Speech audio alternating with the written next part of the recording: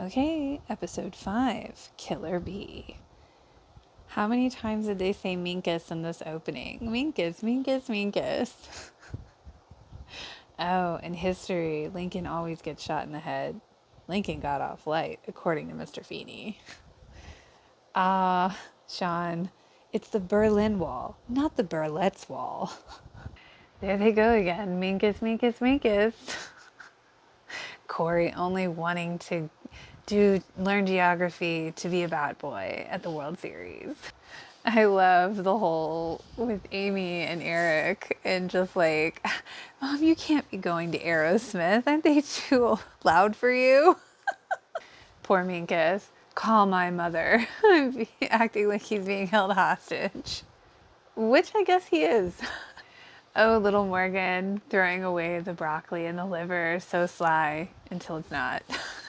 Oh my God. Alan's like, sorry, I couldn't get tickets for the Neil Sedakathon. He's right. Old guys do get good seats. And Eric's like, I'm going to go see if I can get seats for Eric Clapton. Do you want to tell him? So funny.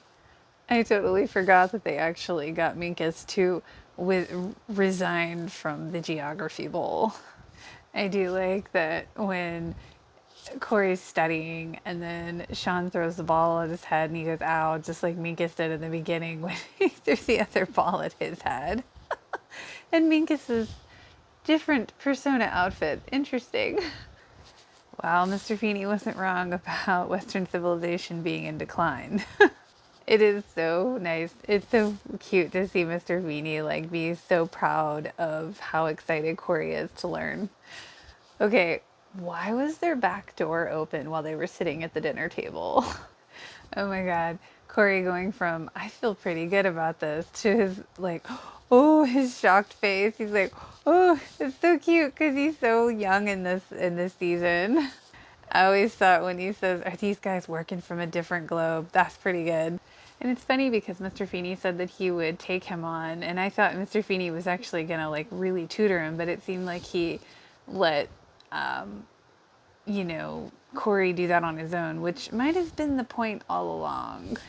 Poor Eric having conniption. He has cool parents, but it doesn't really matter how cool your parents are. We all think, oh, our parents. But it's like Nikki Cox, oh my God, I loved her as Tiffany Malloy in Unhappily Ever After, which was ironically enough like a spoof of like Married with Children. Not a very good one, but it had its moments. And also, why was Morgan still up? Where was the babysitter? Because like the babysitter's not there and the kids are still up even though it's after the concert. It's pretty late. We're parents, but we're not dead yet. We're at an awkward age. I love that. Morgan, I want to watch Eric get yelled at. Lots of opportunities for that. I love that.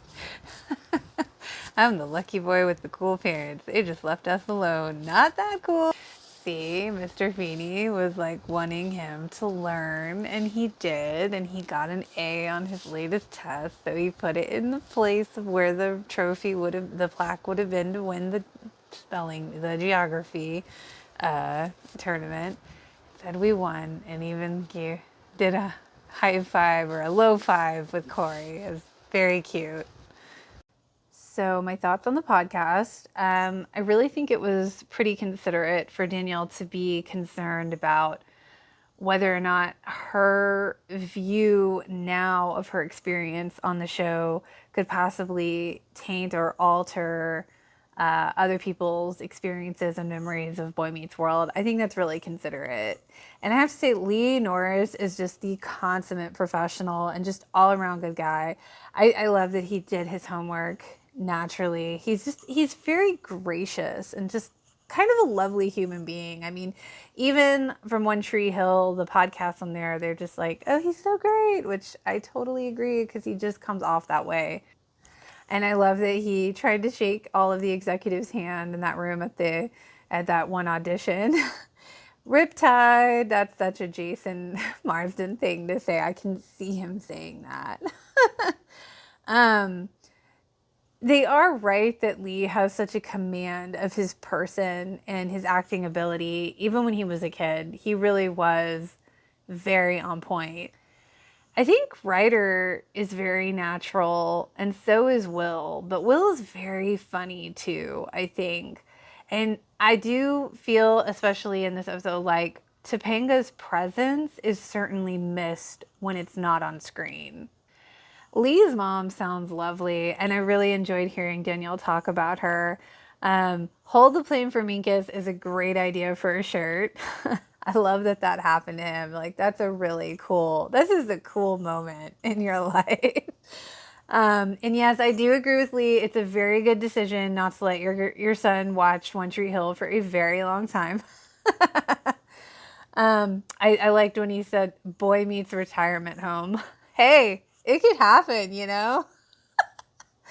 I think, like, on this podcast, I think you get a real illustration of, like, they do a good job of kind of concisely explaining the pressures of being an actor, especially as a kid, and just the uncertainty, the amount of uncertainty that goes along with it.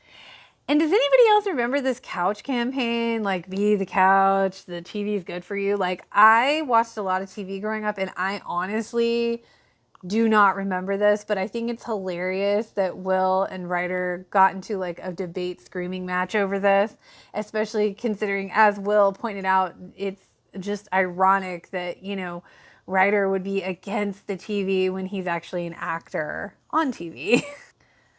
Yes, I'd love to know who named Topanga, although I feel like I've heard this story somewhere, or maybe it was on the show. Maybe I haven't heard the actual showrunner's idea of where that name came from. And yeah, too much hoodies. I really do agree. Now that I'm watching it with the added benefit of the podcast, I really notice that now. Like, I don't think, maybe I noticed it, but like, I'm really noticing it now. And I would love for the real Stuart Lemke to reach out. And that Rodney Dangerfield story really tracks for what I know, what I've heard of him. I have seen Aerosmith too. And I feel like everyone has seen Aerosmith at some point. Like, I feel like it spans the generational gap. I think they did a good job of illustrating how everybody's memories are different, because it's so interesting to hear how each of their memories are so different on the show from their time on the show. I do agree that the 90s was definitely an era of trying to fit in. It was really intense from what I even recall. I personally liked the whole Eric concert issue because I thought it was so funny while still illustrating the point of just an overreacting teenager, because that's when the emotions are so high in your life and everything is just this massively huge deal. And yes, as crazy as Minkus's new outfit was with the crazy pants in this episode, I do want to know, what were the other outfits that they rejected? And I've seen pictures of Danielle's husband, so it's hard for me to imagine him in something like that, as she said, like he used to dress like that. That's wild. I think it's true that Boy Meets World didn't always provide the most obvious answer for each episode. And for some reason it worked. Like, I mean, most sitcoms follow a formula and they usually kind of go for the obvious answer. And Boy Meets World was able to kind of circumnavigate that, like circuitous routes to different kinds of thoughts and ideas. And I think that's why it still resonates today, because every time you watch it, it kind of hits differently. And can I just say, like, auditioning sounds really awful. Like, just sounds like the absolute worst. And I am so down for the idea of a Chubby's pop-up. That would be cool, because pop-ups are a huge thing now.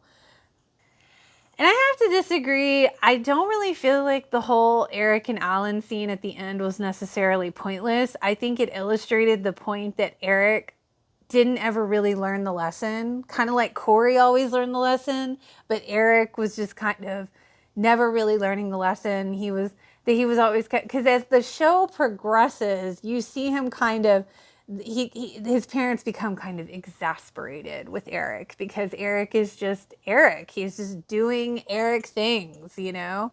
Okay, so I found it hilarious when Indy thought it was hilarious that to throw the paper airplane. I thought that was funny. Indy is a cool kid, man. He is great. And I love what he said. Bye-bye, people. Maybe that should be my new sign off. I'm kind of digging that idea. So like Topanga makes a good point that wording matters.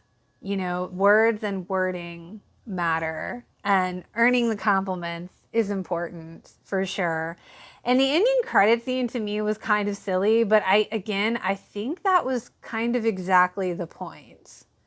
So yeah, like that's it, all my thoughts on this episode. I hope you enjoyed. If you did, feel free to like and subscribe. Bye bye, people.